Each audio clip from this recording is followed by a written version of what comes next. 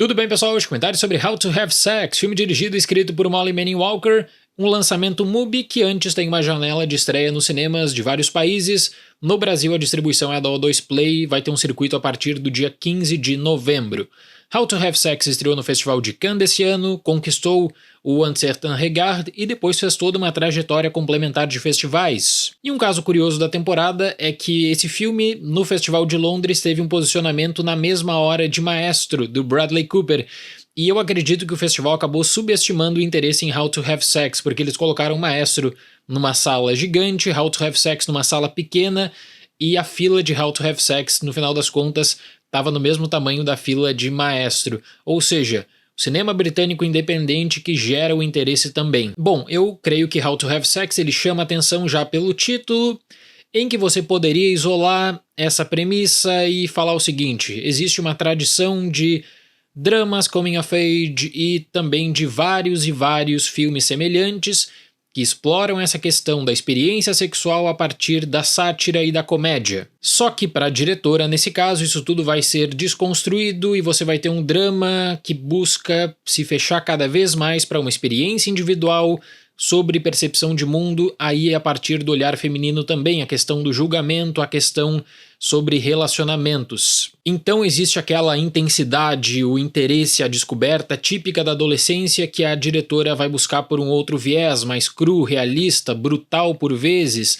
lidando com amizades, ligações e também com traumas, experiências que às vezes são pensadas de uma maneira, só que de fato acabam deixando marcas profundas até mesmo depois ao longo dos anos.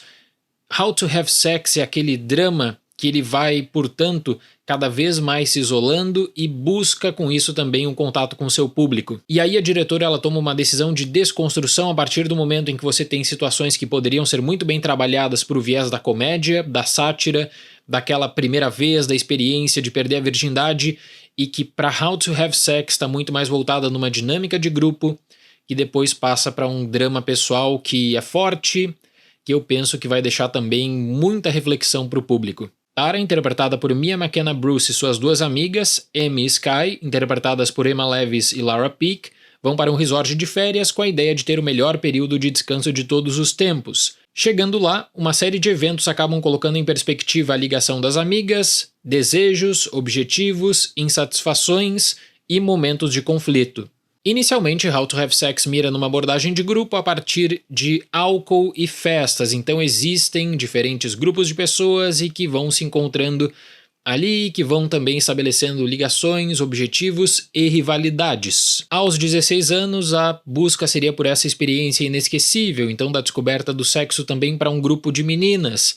Esse objetivo ele acaba sendo romantizado e a realidade acaba sendo bem diferente. Durante o desenvolvimento existe uma transição profunda que separa How to Have Sex de várias outras produções que embarcam em temas semelhantes. Aos poucos o filme sai do objetivo coletivo para uma noção de como uma pessoa vai lidar com isso, por vezes tomando decisões muito mais pela pressão de um grupo do que pelo que realmente ela quer. Então o desenvolvimento de How to Have Sex não é daquela história que você vai ter o plot driven, ou seja, você não vai ver o desenrolar e o avanço do tempo, levando em conta diferentes grupos e a visão desses grupos sobre sexo. A diretora busca por uma experiência chamada character driven, ou seja, nós acompanhamos a partir da metade final a experiência da Tara e como os traumas e como as descobertas acabam afetando também o seu próprio pensamento, esse ponto de vista que ela tem sobre diferentes situações. Eu realmente fiquei super envolvido com o drama que tem essa lógica, como eu disse, crua, realista, em que com certeza podemos fazer várias anotações com casos conhecidos contemporâneos, em que parece ser muito mais fácil apontar o dedo e fazer um pré-julgamento do que analisar todo o contexto da situação. O que eu quero dizer com isso é que durante a sua exibição How to Have Sex ele vai se transformando, ele vai conseguindo absorver dinâmicas de grupo, rivalidades e toda essa questão da inserção, né? Você está num ambiente de festa, ou seja, precisa se transformar também. E o questionamento é sobre a identidade, a descoberta da pessoa, a descoberta sobre os seus desejos e sobre objetivos. E aí, nesse caso aqui, nós estamos falando do vencedor do Un Certain Regard, do Festival de Cannes, né? existe uma tradição do cinema britânico de se fechar para esse tipo de tópico.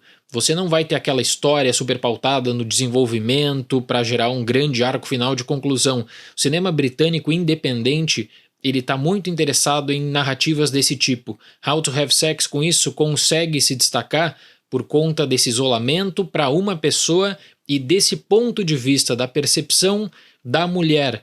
Porque nesse tipo de filme, se você for parar para ver, a primeira experiência do sexo, perda da virgindade, quase sempre o teor é da sátira, observando também o olhar do homem. Então a diretora sabe desse peso, já tinha um trabalho muito forte com curtas, fotografia, e ela vai entrar nessas festas para conseguir mostrar um pouco, né, de como existe até um ambiente coercitivo, de que se você está ali, precisa se transformar, precisa seguir as regras do jogo. É uma jornada de complexidade ímpar, do micro para o macro, como eu gosto de falar, de um objetivo compartilhado para uma situação que envolve uma pessoa, entre sexo e liberdade, descoberta, identidade. Então eu fiquei bem envolvido. Não é aquele tipo de filme que busca só focar nas festas, na curtição, não existe essa análise de personagem que você vai ficando também mais próxima, dividindo a intimidade e algumas questões que ela não precisa falar, mas que você sente no silêncio.